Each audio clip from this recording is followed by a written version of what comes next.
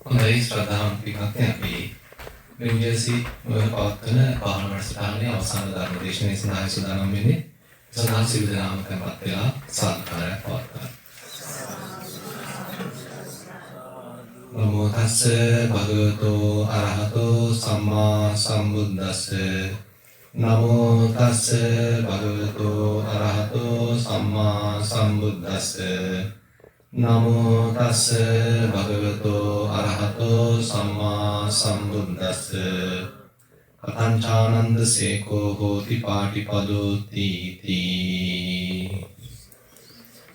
ශ්‍රද්ධාවන්ත පින්වත්නි අපි ඊයේ මාතෘකාවක් ගත්තා විශේෂයෙන්ම ඉන්ද්‍රිය භාවනා සූත්‍රය මුල් කරගෙන. ඉන්ද්‍රිය භාවනා සූත්‍රය උතරත් වෙලා තියෙන මජ්ක්‍ධිම නිකායේ අන්තිම සූත්‍රය. එතකොට මේ සූත්‍රය තුළදී එක්තරා අන්දමකින් බුදුරජාණන් වහන්සේ අපිට කියලා දෙනවා බොහොම උත්කෘෂ්ඨ මට්ටමක ඉන්ද්‍රිය සංවරයක්. එතකොට මුල් මට්ටමේ ඉන්ද්‍රිය සංවරය ගැන අපි මුලින්ම මතක් කරගත්තා. ඒ තමයි අපි ඇහැ හික්මව ගන්නවා. ඒ කියන්නේ අනවශ්‍ය දේවල් බලන්න යන්නේ නැහැ. හිත කෙලෙසන දේවල් ඇහින් නොබලා ඇහැ එක්තරා අන්දමකින් ආරක්ෂා කර ගැනීමක්. නොබලා සිටීමක්. ඉන්ද්‍රියසු දුත්තද්වාරකා කියලා එකක් මේ සංවර වීමක් වශයෙන් කියලා දීලා තියෙනවා. ඒ වගේමයි කනිනුත් අනවශ්‍ය දේවල් අහන්න යන්නේ නැතුව, හිත කෙලසන දේවල් අහන්න යන්නේ නැතුව අපි කන සංවර කරගන්න. ඒ විදිහම නාසය, දිව, කය, මන මේ ඉන්ද්‍රයන් යම් පමණකට සංවර කර ගැනීම සඳහා, ඉන්ද්‍රිය සංවර සීලය සඳහා එතකොට මේවා සැලකිල්ලෙන් පරිහරණය කිරීම වැදගත් වෙනවා. මොකද එහෙම නැත්නම් වෙන්නේ අපි කිසි විචාරයක් නැතුව කිසි වගකීමක් නැතුව ආවට ගියාට ඉදරන් පරිහරණය හරහා අපේ හිත කෙලසීමක් තමයි සිද්ධ වෙන්නේ. අපි ඒකාතකින් භාග්‍යවන්තයි මේ ඉදරන් බොහොම ප්‍රසන්නව ආබාධයක් නැතිව අපිට ලැබීම සම්බන්ධයෙන්. මොකද තමයි ඉන්නවා කන ඇහෙන්නේ නැහැ, ඇස් පේන්නේ නැහැ. ඒකට සාපේක්ෂව අපි තුළ යම් වාසනාවක් තියෙනවා. ඒක වැදගත්. නමුත් දැන් අර පාරාසරිය බ්‍රාහ්මණ පඬිවරයා කියලා තියෙන්නේ ඇහෙන් රූප බලන්න එපා, කනින් ශබ්ද අහන්න එපා. ඒ බඳු ක්‍රමයක් එයා කියලා තියෙනවා. ඒක ඉන්ද්‍රිය භාවනාවක් වශයෙන්. නමුත් බුදුරජාණන් වහන්සේ දේශනා කරනවා ඒක නෙමෙයි නිවැරදි ඉන්ද්‍රිය භාවනාව මම උගන්වන නැත්නම් මේ ආර්ය ධර්ම විනයක උගන්වන ඉන්ද්‍රිය භාවනාව වෙනත් එකක් කියලා කිව්වට පස්සේ තමයි ආනන්ද ස්වාමීන් වහන්සේ ආරාධනා කරන්නේ ස්වාමීනි දැන් තමයි නිවැරදි කාලය, යෝග්‍ය අවස්ථාව මේ ඉන්ද්‍රිය භාවනාව අපිට කියලා දෙන්න. ඒ අනුත්තර වූ ඉන්ද්‍රිය භාවනාව අපිට කියලා දෙන්න. අපි ඒ අනුව මේ භාවනාවේ නිරත වෙනනම් ඒ අනුව කටයුතු කරන්නම් කියලා. අපි ඊයේ සාකච්ඡා කළා කොහොමද යෝගාවචරයේ ඒ ඉන්ද්‍රිය භාවනාවේ යෙදෙන්නේ කියලා. ඉතින් ඒ අපි සාකච්ඡා කරපු යෝගාවචරයට තාම ඒ කියන්නේ මේ කියපු මට්ටමේ කියන්න බැහැ තාම මාර්ගඵල ප්‍රතිවේදයක් වෙලා තියෙනවා කියලා. ඒතර යන විදිහින් වල තමයි අර විපස්සනාවේ ප්‍රතිඵලයක් වශයෙන් හිත උපාදාන වලින් නිදහස් වෙච්ච යම් කිසි සැනසෙලිදායක, සහැල්ලුදායක, බරක් නැති, හිරවීමක් නැති, හිතේ ආතතිගත වීමක් නැති ඔය සහැල්ලු ගතියක් විටින් විට තමයි යාට උදා වෙන්නේ. ඒක අහම්බයක් මුලදී. අද අපි කතා කළා ටික ටික අපි භාවනා කර කර යනකොට යම් අවස්ථාවන් එළවෙන්න පුළුවන්. හිත දැන් අරමුණක් ලොකොට ඇතුල් කරන්නේ නැති බවක් දැනෙනවා. හිතේ මුකුත් බරක් නැහැ, හිරවීමක් නැහැ, පැටලීමක් නැහැ, කතන්දර ගෙදීමක් නැහැ, තුලි කතාවක් නැහැ. හිත බොහොම සාවධානයි, ශාන්තයි, බොහොම සංසුන්. ඒ වගේමයි ලොකොට මොන ඉන්නවා කියන ගතියක් නැහැ. ඒක බොහොම සරල ගතියක්. දැනුවත් බවක් සහිතව හැබැයි. මේ නිද ගිහිලා නෙමෙයි. ඒ වගේම සිහි මූර්ජා වෙලා එහෙම එකකුත් නෙමෙයි. හොඳ සිහියෙන් ඉන්න අවස්ථාවක් මේ කතා කරන්නේ. එතකොට මේ தත්ත්වය තව තව ඉතින් බහුලීකృత කරද්දී එයාට හැකියාවක් ලැබෙවි මේක හඳුනගන්න. එයා තුළ දැන් මෙහෙම හැකියාවක් තියෙනවා. යම් කොන කාලයක් සාවධානව ඉන්න පුළුවන්. ඒ සාවධානව ඉන්න වකවානුව තුළ නැහැ කිසි උපාදාන වීමක්. අරමුණක් එක්ක පැටලීමක්. හිත ඇතුලේ කතන්දර ගෙතීමක්. හිත බොහොම සාවධානයි. හිත සංසුන් එකඟයි. හැබැයි තදට අරමුණකට දාලා බහැරක් නෙමෙයි. දැන් උදාහරණයක් වශයෙන් තද බල සමාධි තත්ත්වයක් ගත්තොත් ධ්‍යානයක් වගේ තත්ත්වයක් ගත්තොත් එතන තියෙනවා කොහොමද බරපතල සමාධි මට්ටමක්. කර්මයක් තුළ කදට බැහැලා අර්පණාවට පත් වෙලා කියලා අපි කියනවා. ඉතින් එතනත් එක්තරා දරකින් මේ බොහොම සාවධාන අර සරල මතු පිට ඉන්න ගතියකට වඩා තියෙන හිත සමාධියෙන් ලබන රැකවරණය නිසා ඒ සමාධිය අරමුණ තුළ හිරවීමක් තියෙනවා. ඒ සමාධිය අරමුණ ඇසුරු කිරීමක් තියෙනවා. ඉතින් ඒ නිසා ඒ සමාධිය අරමුණ හැර වෙනත් අරමුණ දැන් මේ හිතට ළඟා වෙන්න හැකියාවක් නැහැ. මොකද මේ සමාධිය අරමුණ තුළ හොඳට හිත පතිත වෙලා පිහිටලා සමාධිය ගත වෙලා තියෙනවා. ඒ නිසා වෙනත් අරමුණ වෙනෙන්ට කිට්ටු කරන්න බෑ. ඒ සමාධිය කරා අපි කතා කරන මට්ටම. දැන් මෙතන කතා කරන්නේ එහෙම එකක් නෙමෙයි. මෙතන කතා කරන්නේ ඊට වඩා වෙනස් අවස්ථාවක්. දැන් මේ තැනත්තා මේ යෝගාවචරය සතිමන්දව දියුණු කළා. ඒ තුලින් සමාධිමන්දව දියුණු කරගත්තා. සතිය සමාධිය වීර්ය ආදී මේ කුසලතාවයන් පදනම් කරගෙන විපස්සනා නුවණක් උපදවගත්තා. ඒ විපස්සනා නුවණේ ප්‍රතිඵලයක් වශයෙන් යාත යම්තා දුරකට ඇත්ත ඇති සැටියෙන් තේරුණා. ඒ ඇත්ත ඇසටින් තේරීමේ ප්‍රතිඵලයක් වශයෙන් මේ ලෝකයේ දේවල් වල තියෙන වස්තුන්ගේ තියෙන පුජ්‍යලීන්ගේ තියෙන මේ වස්තුත්වය දැන් නිකන් යාට බොරුවක් කියලා තේරුණා. පුජ්‍යල භාවයක තියෙන බොරුව යාට වැටුණා. ඒ නිසා දැන් වස්තුත්වයෙන් සලකන්නේ නැතුව පුජ්‍යල ස්වභාවයකින් සලකන්නේ නැතුව හිත එක්තරාන්දමකින් මේ ලෝකෙන් මිදලා ලෝකෙන් ඉවත් වෙලා උපාදාන ස්කන්ධ උපාදාන නොකර දැන් නිකන් සරල ස්වභාවයක ඉන්න ගතියකට ඇවිල්ලා තියෙනවා. ඒතර මේ தত্ত্বය දැන් යා තව තවත් ප්‍රගුණ කරද්දී තමයි ඒතර මෙන්න මේ ඉන්ද්‍රිය භාවනාව වටින්නේ යාට. ඉතින් අපි කතා කළා වගේ ඇහින් රූප දකිනකොට ඇතන් විට නැවතත් අපේ අර තියෙන කෙලෙස් නිසා අනුසය ආශ්‍රව ධර්ම නිසා අපිට මේ බඳු හැකියාවක් විටින් විට ඉස්මතු වුණත් ආයෙත් විහිණ හිත පැටලෙන්න ඉඩ තියෙනවා. ආයෙත් ඇතුලේ කතාව පටන් ගන්න ඉඩ තියෙනවා. හිතේ ආසාවක් ඇති වෙන්න ඉඩ තියෙනවා. ගැටීමක් ඇති වෙන්න ඉඩ තියෙනවා. මේ දෙකේ සංකලනයක් ඇති වෙන්න ඉඩ තියෙනවා. ඒ කියන්නේ වේදනාව පැත්තෙන් ගත්තොත් සැප දුක උපේක්ෂා වේදනාව පැත්තක් තියෙන්නේ. හැබැයි මෙතන කතා කරන උපේක්ෂාව මේ සාමාන්‍ය සැපත් නොවන දුකත් නොවන උපේක්ෂාව නෙමෙයි.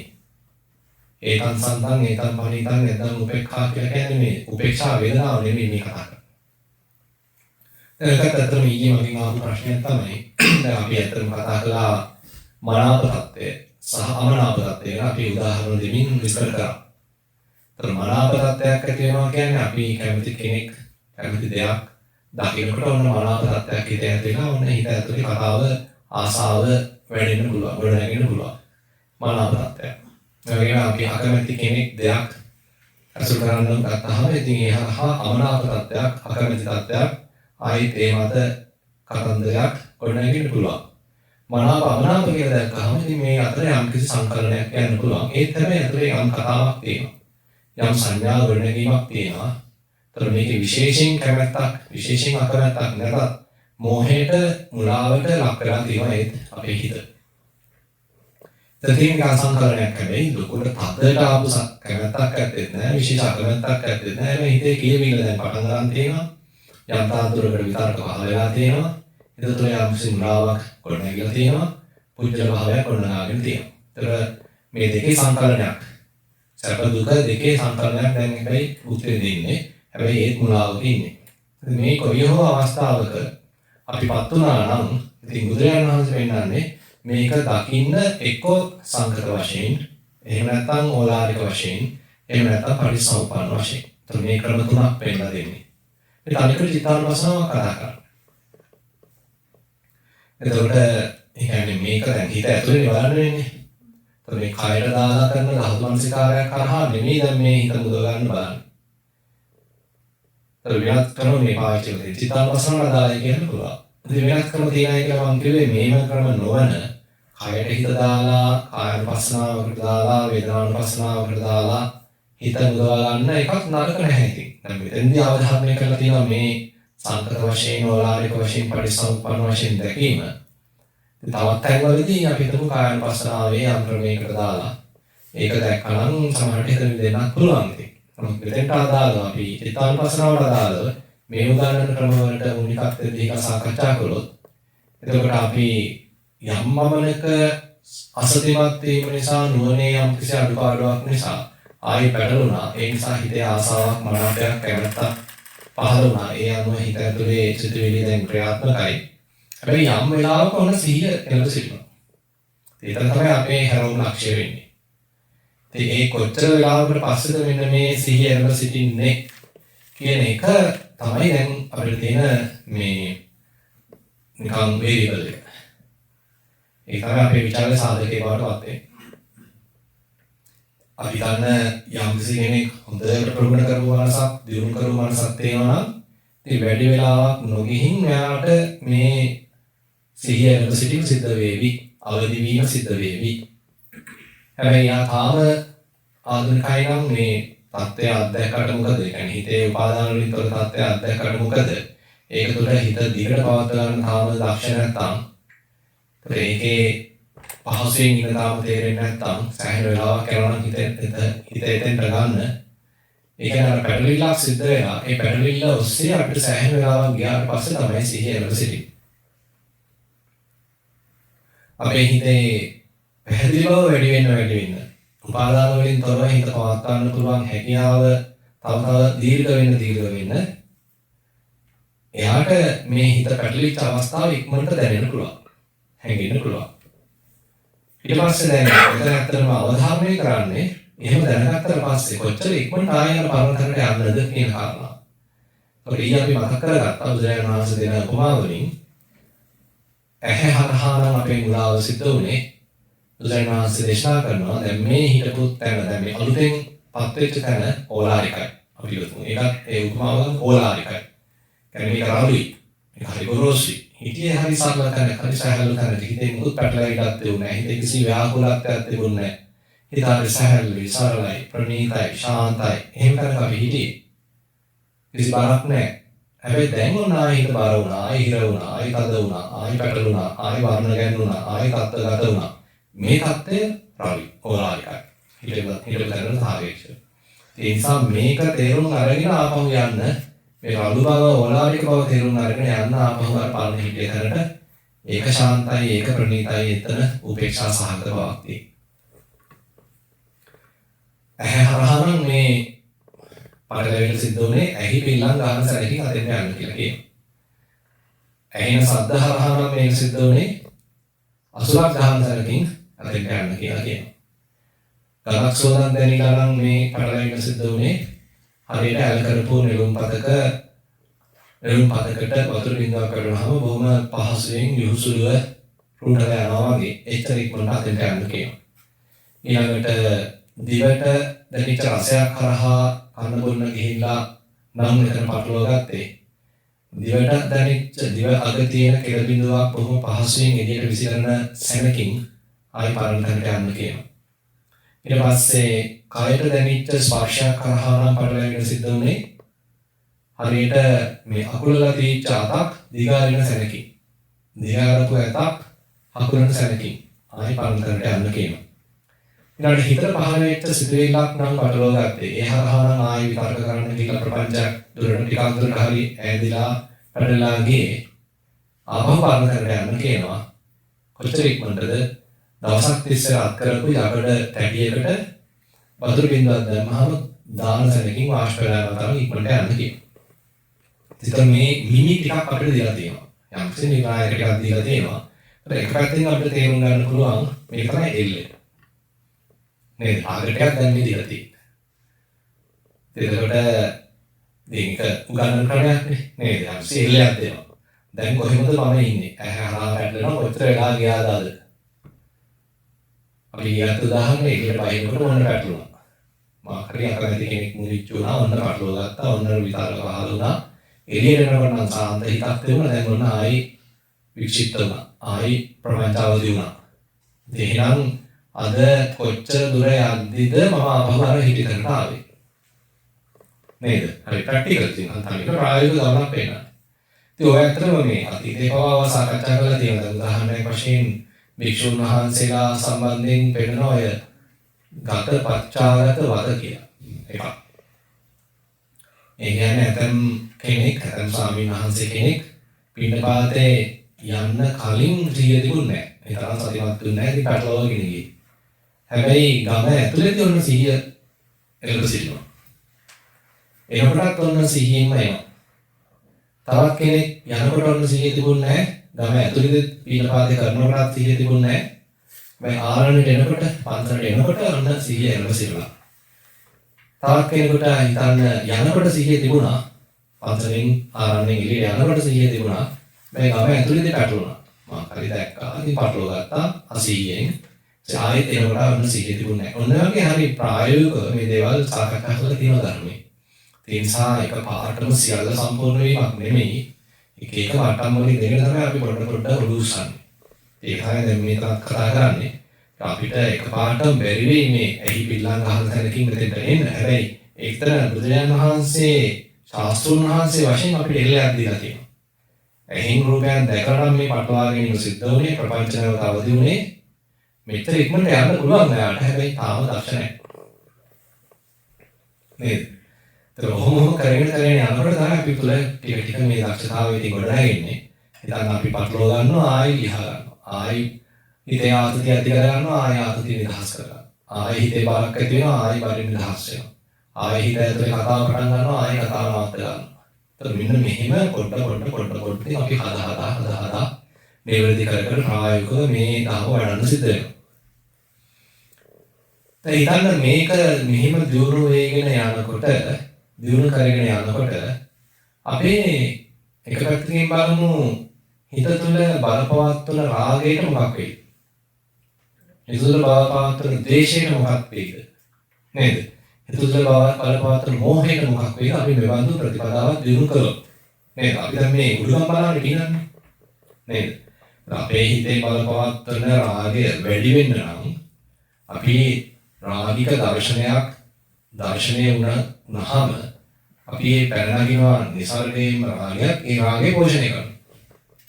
ඔකට අපි සාමාන්‍යයෙන් කරන්නේ නේද? රාගසිතක් ඇති වෙන පරිද්දෙන් වක්‍ර රූපයක් දැක්කා රාගයක් පහළ වුණා අපිට සිහිය නැහැ මොඩයි තව රාගසිතුවිලිම පාල කරගත්තා ප්‍රපංචයක් දක්වා අරගෙන ගියා. ඉතින් රාගය පෝෂණය කරනවා. ඒ රාග අනුසය තව වැඩෙනවා. දැන් මොකද්ද කරන්නේ? ඒක අනිත් පැත්ත තමයි දැන් කරන්නේ. නේද? ආරානුසය නිසා තමයි මේක ආයෙත් රාගසිතුවිලි පහළ වෙලා දැන් මේ ආසාවන් නැතිලා අඩියට ගියේ. හැබැයි ඒක පෝෂණය කරන එක දැන් එන්නේ වලක් කරනවා. නේද? උළුගම් බලා දැන් පියනවා. අනිත් පැත්ත හරව ගන්න පුළුවන් තමයි ඉක්මනට. පුළුවන් තරම් ඉක්මනට අනිත් පැත්ත හරව ගන්න. ඉතින් මෙන්න මෙහෙම ප්‍රතිපදාවක් උළුගම් බලා පිහිනීමක් පටිසෝතගාමී ප්‍රතිපදාවක් තමයි දැන් මෙයා ප්‍රයත්න කරන්නේ වඩන්නේ. ඉතින් මේ ප්‍රතිපදාව හරහා යම් අවස්ථාවක යා තුළ සක්කාය දිට්ඨියක් විචිකිච්ඡාවක් සීලබ්බත පරාමාසයක් ඉවත් වෙන්න පුළුවන්. ඒ නිසා මේ ප්‍රතිපදාව හරහා කෙනෙක් මාර්ගඵල ප්‍රතිවේදයක් ලබන්න පුළුවන්. චිත්තානුපස්සනාව මුල් කරගෙන යා කරන්නේ. කායනුපස්සනාවට වඩා චිත්තානුපස්සනාව මුල් කරගෙන කරන්නේ. ඒතර එක්කෝ මේ අලුතෙන් ඇති කරගත්ත ඇති වෙච්ච පැටලවීම උපාදාන වීම යාට සංකත වශයෙන් දකින්න පුළුවන්. එහෙම නැත්නම් ඕලාරික වශයෙන් දකින්න පුළුවන්. එහෙම නැත්නම් මේ අලුත් තත්ත්වය පටිසමුප්පන්නයි හටගත්තේ කියලා ඒ පටිසමුප්පන්න ස්වභාවය දකින්න පුළුවන්. මේ ක්‍රම කොයික හරි කමන්නේ. හැබැයි ඉක්මනට අර කෙලෙසුන්ගෙන් හිත නිදහස් කර ගන්නවා කියන එක ඉතින් පැහැදිලි. පටලවිල්ලේ ඉන්නේ නැහැ. කෙලෙසුන්ට ආවඩන්නේ නැහැ. කෙලෙස් වලට ලක් වෙලා ඒකේ කුදුරක් බවට පත් වෙලා ඉන්න වකවාන ඉන්න දැන් අපි හිතේ අඩු වෙනවා. ඒ නිසා නිරවුල් හිතක්, නික්ලේශී හිතක්, සැහැල්ලු හිතක්, උපාදාන වලින් තොර හිතක්, සරල හිතක්, ශාන්ත හිතක් පවත්වන්න පුළුවන් කාල පරිච්ඡේදය ඔන්න වැඩි වෙනවා. ඊට පස්සේ මේ සූත්‍රයේදී බුදුරජාණන් වහන්සේ ඊළඟ ප්‍රතිපදාවක් වශයෙන් කියලා දෙනවා මෙන්න මෙහෙම කතංචානන්ද සේකෝ හෝති පාටිපදු. එතකොට දැන් ඉදිරිපත් කරන්නේ සේක පුද්ගලයා මොකක්ද කරන්න ඕනේ කියලා. දැන් මෙතෙක් අපි කතා කරේ මේ යෝගාවචරය යා ඒ කියන්නේ තාම සේක තත්ත්වයකටපත් වෙලා නැහැ. සෝතාපන්න තත්ත්වයකටපත් වෙලා නැහැ. සකදාගාමි අනාගාමි වෙලා නැහැ. යා දැන් හැබැයි ප්‍රතිපදාවක් වඩනවා. විපස්සනාවක් දැන් වඩනවා. මේ මට්ටමේදී මේක යොදන්න පුළුවන්. මේ ක්‍රමය යොදන්න පුළුවන්. හැබැයි මෙහෙම කරගෙන යනකොට යම් වෙලාවක ඔන්න සේක මට්ටමකටපත් වෙනවා. යාට මොකක්ද දැන් කරන්න කියන්නේ? ඉදානන්ද වික්ඛුණෝ චක්ඛුනා රූපං දිස්වා උපජ්ජති මනාපං උපජ්ජති අමනාපං උපජ්ජති මනාපමනාපං. මේ කියන්නේ දැන් සේක පුජ්‍යලයාටත් මනාපයක් ඇති වෙන්න පුළුවන්, අමනාපයක් ඇති වෙන්න පුළුවන්, මනාප අමනාප ඇති වෙන්න පුළුවන්. ඒ කියන්නේ යම් තාක් කෙටි වෙන්න පුළුවන් ප්‍රපංච මට්ටමකට හිත යන්න පුළුවන්. විතර්ක පහළ වෙන්න පුළුවන්. ඉතින් අපි හිතුවොත් මේ සේක පුද්ගලයා මොකක්වත් නැහැ දැන් ඉතින් ශාන්තයි දාන්තයි රාගය ඇත්තේම නැහැ ද්වේෂය ඇත්තේම නැහැ මෝහය ඇත්තේම නැහැ කියලා. ඉතින් ඒ කියන්නේ එහෙම නෙමෙයි මේ පෙන්නන්නේ. තාම ඉතින් යාත් හික්මන දැනත්තේ සේක කියලා කියන්නේ හික්මන දැනත්තා කියන එක නේද? සීල ට්‍රේනින්. තාම යා ට්‍රේන් වෙන කෙනෙක් හික්මන දැනත්තේ. එතකොට එයාට දැන් හැගෙනවා දැන් ආත්‍රූපයක් දැක්කාම ආයි පටලව ගත්තා. නේද? මනාපයක් ඇති වුණා, ආසාවක් ඇති වුණා. හිතේ කලබලීමක් ඇති වුණා. පරිවර්තනයක් සිද්ධ වුණා. හැබැයි ඊතර වෙනසක් තියෙනවා දෙන ප්‍රතිපදාවේ. දැන් අපි කලින් නම් කිව්වේ සංකතයි, ඕලාරිකයි, පටිසෝපන්නයි මේ තුනෙන් එකක් බලන්නනේ. මෙතනදී බුදුරජාණන් වහන්සේ එච්චර දාගන්න කියන්නේ නැහැ. මෙතනදී කියන්නේ මොකද්ද? සෝතේන උපන්නේන මනාපේන, උපන්නේන අමනාපේන, උපන්නේන මනාපමනාපේන අට්ඨියති හරායති දිගුච්ඡති. ඒකයි මොකද්ද? මේ වෙච්ච තත්ත්වය ගැන ලැජ්ජාවටපත් වෙනවා. Tamanටම නිකන් ලැජ්ජාවක් ඇති කරගන්න කියනවා. කියන්නේ ඒ ඇති. මේ බලත ගන්න දෙයක් නැහැ. ඒක නම් නේද? ඒ කියන්නේ ප්‍රතිපදාව නිකන් ලිහිල් වෙලා ඒකකින් කියනවා ප්‍රතිපදාව හරි සැහැල්ලු වෙලා සරල වෙලා.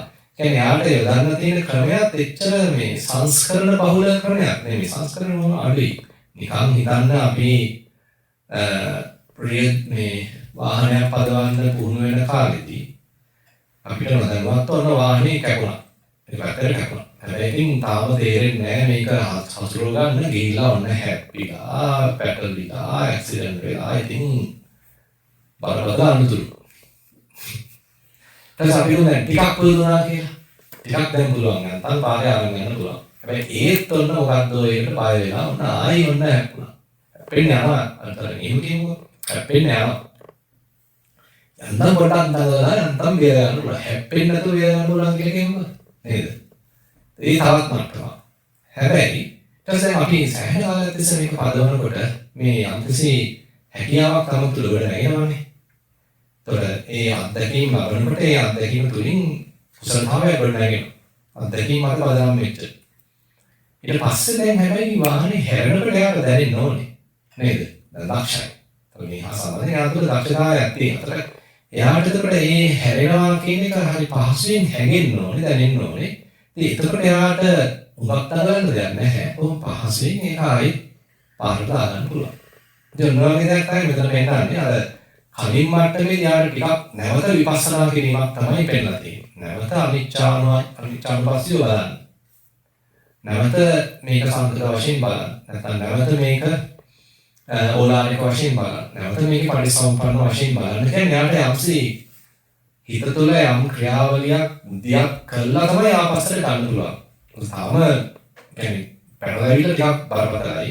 ඒ නිසා පොඩ්ඩක් නගලා තමයි ආපහු හරි කරට දාගන්න වෙන්නේ. සේක මට්ටමේදී දැකලි අඩුයි කියන එක තමයි කියන්නේ.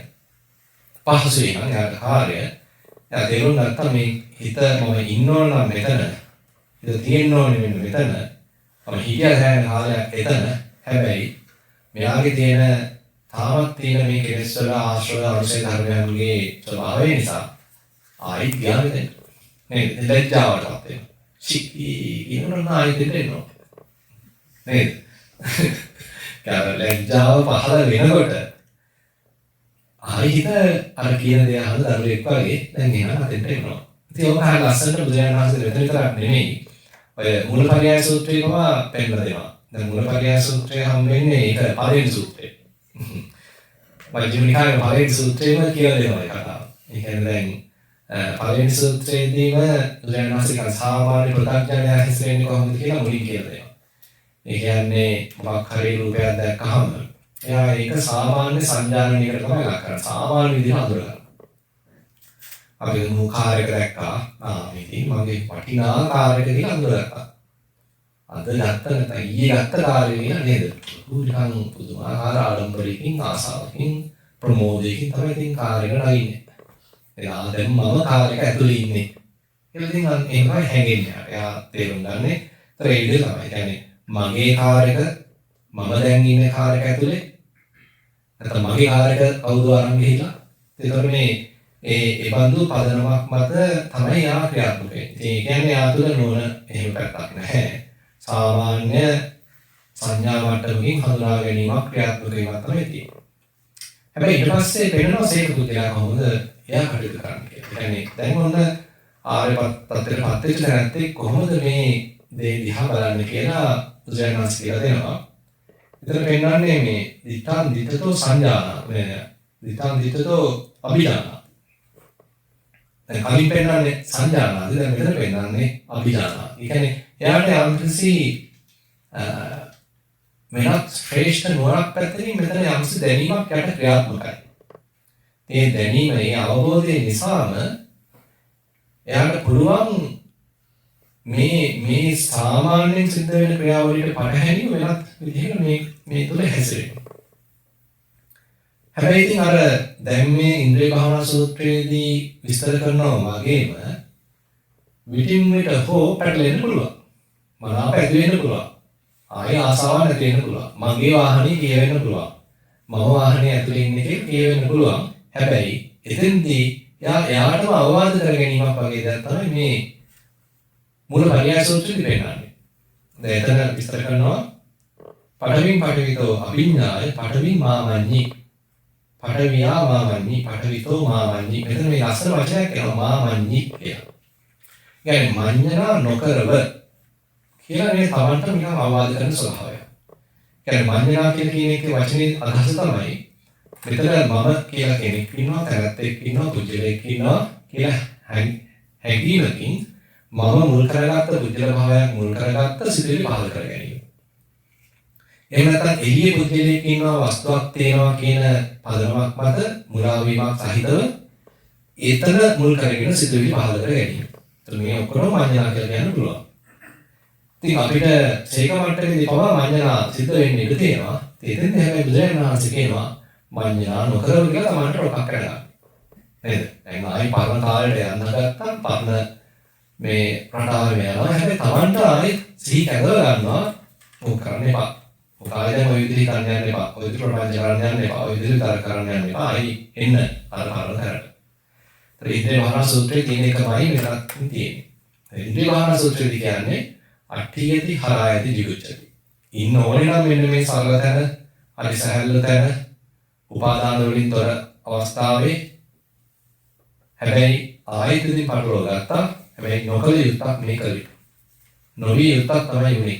තාම හරි දුරලයි. කියන්නේ තමන්ට නිකන් අර වෙච්ච දේ ගැන නිකන් කනගාටු කියනකොට ලැජ්ජා වීමක් තමයි. අට්ඨියති හරායති jigucchati වෙච්ච එක ගැන දුක්සාවක් ඇති කරනවා. ලැජ්ජාවක් ඇති කරගන්නවා. තමන්ටම ඒ තමයි ඉන්නවන තැන නෙමෙයි හිටියේ කියලා නිකන් අප්‍රසාදයක් ඇති කරගත්තා නම් ඒක ප්‍රමාණවත් කියන එක තමයි හැගෙන්නේ මෙන්න මේ ප්‍රකාශයෙන්. ඒ කියන්නේ එයාට හුඟක් අර කලින් මට්ටමේ යෝගාවචරය තරම් ආයෙත් ගිහිල්ලා මේ ඕලාරික වශයෙන් දැකලා සංකත වශයෙන් දැකලා පරිසම්පන්න වශයෙන් දැකලා එච්චර නගලන්න ඕනේ නැහැ. මොකද දැන් දන්න කොහෙද ඉඳ යන්න ඕනේ කියලා. හිතේ ඉන්නෝනේ කොහෙද කියලා යම්සි අවබෝධයක් තියෙනවා. ඒත් ඉතින් හිතේ තියෙන කියන නොසන්ඩාලකමට ආයෙත් යන්න නේද? ඒතකොට මෙතෙන්ට අර ඒ අවබෝධයේ පහළ වෙච්ච වෙලාවේ සිහිය එළඹ සිටි වෙලාවේ ලැජ්ජා වුණා නම් තේරුම් ගත්තා නම් මෙතන නෙමෙයි මං ඉන්න ඕනේ කියලා හිතම යාගේ අතෙන්ට කෙනෙක්වත් දරන්න දෙයක් නැහැ. ඒතර ඔන්නේ කාරණාව ඇත්තටම තව ටිකක් ගැඹුරින් කියනවා නම් ඒතර මේ මට්ටමේ ඒතර කොහොමද යා දියුණු කරන්නේ? ඒ කියන්නේ දැන් අපි මේ කතා කරන්නේ සරල තැන ඒ හැකියාව උපාදාන නොකිරීම. එතකොට මෙයාට මේ ඇස් දෙක පියාගෙන කිරීමක් නෙමෙයි මේ කතා කරන්නේ. නේද? බොහොම බරපතල සමාධියක ඉඳගෙන කිරීමක් නෙමෙයි මේ කතා කරන්නේ. මේ කතා කරන්නේ බොහොම ප්‍රායෝගික ජීවිතයේ මේක දියුණු කිරීමක්. ඒතර මේ විපස්සනාව කරා යන ගමනක් මේ පෙන්නනවා. ඉතින් ඒකට හුඟක් මේකට ගැලපෙන මේ සූත්‍රයක් ගන්න පුළුවන් ඔය බාහි සූත්‍රය. උගත් දෙනෙක් අහලා තියෙනවා හරි ප්‍රසිද්ධ සූත්‍රයක්. ඒකෙදි බුදුරජාණන් වහන්සේ මේ අස්කන්නාසාදී ඉඳුරන් සහිතව අපි ඒ ඉඳුරන් පරිහරණයේදී කොහොමද කටයුතු කළ යුත්තේ කියලා බොහොම ප්‍රබල උපදේශයක් දෙලා තියෙනවා. එවං හෝ බාහ්‍ය සික්කිතබ්බං බාහ්‍ය ඔබ මෙන්න මෙහෙම හික්මෙන්න. දැන් මේ කියන හික්මීමක් මේ ඉන්ද්‍රිය භාවනා සූත්‍රයේ තියෙන හික්මීම තමයි. අනුත්තරස්ස මේ ඉන්ද්‍රිය භාවනාවක් නෙමේ බුදුහාමුදුරු පෙන්නන්නේ. ඒ කියන්නේ කොහොමද අඤ්ඤථාච පරාස අරියස්ස විනේ අනුත්තර ඉන්ද්‍රිය භාවනාව. ආර්ය විනයේ තියෙන අනුත්තර වූ, ඒ කියන්නේ ශ්‍රේෂ්ඨ වූ ඉන්ද්‍රිය භාවනාව මෙන්න මේකයි කියලා තමයි දැන් මේ විස්තර කරන්නේ. ඒ බඳුම ඉන්ද්‍රිය භාවනාවක් තමයි බාහ්‍ය ස්වාමීන් වහන්සේලාත් බාහ්‍ය තාපසතුමාණන් කියලා දෙන්නේ. ඒ වගේම බාහ්‍ය සික්කිත තමයි කියන්නේ මුල් මට්ටම නෙමෙයි සාමාන්‍ය ඉන්ද්‍රිය සංවරය නෙමෙයි එතුමාට කියලා දෙන්නේ. එතුමාට කියන්නේ මොකද්ද? දිත්තේ දිත්තමතම් භවිස්සති. බාහ්‍ය දැකීමේදී දැකීම මාත්‍රයෙන් ඉන්න නතර වෙන. සුතේ සුතමතම් භවිස්සති. ඇසීමේදී ඇසීම මාත්‍රයෙන් නතර වෙන. මුදේ මුතමතම් භවිස්සති. නාසයෙන් දිවෙන් කයෙන් දැනගැනීමේදී දැනගැනීම මාත්‍රයෙන් නතර වෙන. විඤ්ඤාතේ විඤ්ඤාතමතම් භවිස්සති. එතකොට හිතට යම්කිසි අදහසක් සිතුවිල්ලක් පැමිණියාම එපමණකින් නතර වෙනවා. දැන් අපිට සාමාන්‍යයෙන් වෙන්නේ ඔක නෙමෙයි. අපි මුලින් කතා කරේ ඇහැට රූපයක් පෙනෙනවා කියන තැන අපි යන්නේ මම ඔහුව දැක්කා. මම ඇයව දැක්කා. මම අහවල් දේ මම වාහනේ දැක්කා. ඔය තත්ත්වය තමයි අපි සාමාන්‍යයෙන් පරිහරණය කරන්නේ. ඒ කියන්නේ පුජ්‍යලේක් සහිතව නැත්නම් තැනැත්තෙක් බවට තමනුත්පත් වෙලා ඉදිරියේ තියෙන තැනැත්තෙක් පුජ්‍යලේක් කියන හැඟීම මත ඒ බඳු පදනමක් මත තමයි ක්‍රියාත්මක වෙන්නේ. ඒ වගේම තමනුත් පුජ්‍යලේක් බවට පත් වෙලා ඉදිරියේ තියෙන දෙයක් වස්තුවක් කියන පදනම මත තමයි ක්‍රියාත්මක වෙන්නේ. ඒතරම තියෙන සෑහෙන මොහයක්. ඉතින් අපිට විපස්සනාවකදී අනුධර්මයේ භාවනා කරන වෙලාවේදී අපිට තේරුම් යන්නේ මේ දැන් අද අපි දවල් කරා ධාතු මනසිකාරය. ධාතු මනසිකාරයේදී මුලින් පටන් ගත්තේ යා තැනැත්තෙක් වෙලා වෙන්න පුළුවන්. පුජ්‍යලෙක් වෙලා වෙන්න පුළුවන්. මම වෙලා වෙන්න පුළුවන්. හැබැයි යම් අවස්ථාවන් වලදී යාට හැගෙන්න ඕනේ හිත තුළ බොහොම ප්‍රබලව කාවදින්න ඕනේ මෙතන මේ හොයාගන්න නැහැ මම කියලා ස්වභාවය. පුජ්‍යලෙක් කියලා ස්වභාවය මෙතන හොයාගන්න නැහැ කියලා හැගෙන්න ඕනේ. එහෙමත් නැත්නම් හිතම ප්‍රශ්න කරන්න ඕනේ කොහොමද කියලා. කොහෙද පුජ්‍යලෙක් ඉන්නේ කියලා. කියන්නේ කොයි පැත්තට හෝ අපි අර සාමාන්‍ය විදිහට මේ රැල්ලට අහු වෙලා මමත්වයෙන් සලකගෙන පුජ්‍යල භාවයෙන් සලකගෙන ගිය ඒ රාමුව කැඩෙනවා. කැඩිලා දැන් ඒ පිළිබඳ ප්‍රශ්න කෙරෙනවා. ප්‍රශ්න කෙරෙන්න ඊට පස්සේ අපි තුළ හැකියාවක් ගොඩනගෙන්න ඕනේ මම නොතනා ඉන්න. පුජ්‍යල භාවයක් නොතනා ඉන්න. වස්තුත්වයෙන් සලකන්නේ නැතුයි. එතකොට තමයි අන්න දිත්තේ දිත්තමත්තම් කරගන්න පුළුවන් වෙන්නේ. يعني දැන් රූප පේනවා. මේ පේන රූප අහවලා දැක්කා කියලා අපි ලේබල් ගහන්නේ නවත්තනවා. ලේබල් එකක් අලෝප ගම අහුවෙලා. නේද? දැන් කරන මෙතන ලොකු පිරිසක් ඉන්නේ. දැන් මේ පිරිස ඉතින් මට පුළුවන් නේ. මේ ඉන්නේ ගාමී මහත්තයා. මේ ලේබල් එක ඇලුවානේ. එතකොට දැන් මෙතන මම දැක්කා. එතන මම ඇවිල්ලා ඔන්න චන්ද්‍රරත්න ස්වාමීන් වහන්සේ මේ ඉන්නේ ගාමී මහත්තයා. එතකොට ඉතින් අපි පටලවා ගත්තා. දැන් සමහරවල් පුළුවන් මේ මුළු පද්ධතියම දිහා බලනවා. සියලු දෙනා දිහා බලනවා. අහවලා කියලා යාට විශේෂයෙන් අවධානය යොමු කරලා පුජ්‍යලේ වස්තුවක් විදිහට හලකන්නේ නැතුව නිකන් පැතිරිච්ච දැනුවත් භාවයක් පවත්වනවා. පුළුවන්ද? ඒතර මේ අවස්ථා දෙකම එකකින් ප්‍රයෝජනයි ගන්න පුළුවන්. නේද? ඒකට අපි භාවනාවක් විපස්සනාවක් දියුණු කරද්දී ඇතැම් වෙලාවට අපිට සිද්ධ වෙයි මේ ඉන්නේ අහවලා නික අඳුර ගන්න. නේද? නම් කියලා කතා කරනත් අපිට සිද්ධ වෙවි. අවස්ථාවක් වෙන්න පුළුවන් නේ. හැබැයි නුවණින් කටයුතු කරන අනිත් අවස්ථාවක් තියෙන අවශ්‍යයි. එහෙම හිත එක තැනකට නිකන් පටු කරලා, හිර කරලා, පුජ්‍යල භාවයෙන් සලකලා, වස්තුත්වයෙන් සලකලා, එතන හිත පිහිටවලා, එතන හිත බඳවලා ඉන්න එක වළක්වා ගන්නත් හැකියාවක් තියෙනවා. දැන් මෙන්න මේ කතා කරන්න ඕනේ හැකියාව ගැන. අපිට පුළුවන් ද නිකන් සමස්තය දකිනවා. හැබැයි පුජ්‍යලත්වයක්, පුජ්‍යල භාවයක්, වස්තුත්වයක් කිසිම දෙයකට කෙනෙකුට ආරෝපණය නොකර. ඒ කියන ප්‍රකාශය පාඩියක් වැරදි. දෙයකට කෙනෙකුට ගහම එතන අපි පිළිගත්තා වගේ දෙයක් තියෙනවා කෙනෙක් තියෙනවා කියලා. එහෙමකුත් නැහැ ඉතින්. අපිට මෙතන තාක්ෂණික ගැඹුරට යනවා මේක තවත් විස්තර කරන්න. ඒ කියන්නේ අපි හිතන්න ගැඹුරින්ම මේවා විස්තර කරගෙන යනකොට මෙතන ආයේ පුස්තකේවත් වස්තුවක් හම්බ වෙන්නේ නැහැ. හුදු ක්‍රියාවලියක් තියෙන්නේ. නේද? පටිච්චසමුප්පන්නව සිද්ධ වෙන යම් ක්‍රියාවලියක් තියෙන්නේ. ඒ හැර අපි පුජ්‍යල භාවයෙන් සලකනවා කියන්නේ අපි නිකන් සම්මුතියක හිරවීමක්, පැටලීමක්, මුලාවීමක්. වස්තුත්වයෙන් සලකනවා කියන්නේ එතනත් ධන සංඥාවෙන් ගැනීමක්. ඒතර ධන සංඥාව ඉවත් වෙලා පුජ්‍යල සංඥාව ඉවත් වෙලා අපි තුල නුවණ හොඳට සක්‍රියව තියෙන අවස්ථාවේදී එහෙනම් හිත ඒ වස්තුත්වයෙන් සලකා ගැනීම, පුජ්‍යලත්වයෙන් සලකා ගැනීම නවත්තලා බොහොම සාවධානව දැනුවත්ව ඉඳීමේ හැකියාවක් හිතේ පහළ වෙනවා. අපි වෙනත් විදිහට කියනවා මෙතන අපි ද්වේතාවයට අහු වෙන එක බලකිනවා. දැන් අපේ හිත සාමාන්‍යයෙන් දැන් ඔය ලස්සන විස්තර කරන ඔය කාරණාව මේ බුදුරජාණන් වහන්සේ කච්චානුගත සූත්‍රයේ සබ්බං අතීතිකෝ කච්චාන අයං ඒකවන්තෝ සබ්බං අතීතයං ဒ ුතියවන්තෝ. තොර මේ සියල්ල ඇත කියන සැලකීම වස්තු ඇත පුජ්‍යල ඇත කියන සැලකීම ඒකාන්තයක්. වස්තු නැත පුජ්‍යලෝ නැත කියලා නිෂේධාර්ථයෙන් සැලකීම තවාන්තයක්. එතකොට මෙතන මේ නිෂේධාර්ථයෙන් සැලකනවා කියන්නේ අර කලින් විදිහට බොහොම ත්‍රිලක්ෂණය අවබෝධ වෙලා එහෙම සැලකීමක් නෙමෙයි. මේ නිකන් කෙලින්ම අපි කියමු ඕනනම් කියන්න පුළුවන් මේ ඇවිල්ලා නිහිවිසම් කියලා. මේ සියල්ල නැත කියන පැත්තකින් මේ යන්නේ. මේ දෙකම අන්ත දෙකක් වශයෙන් බුදුරජාණන් වහන්සේ පෙන්නනවා.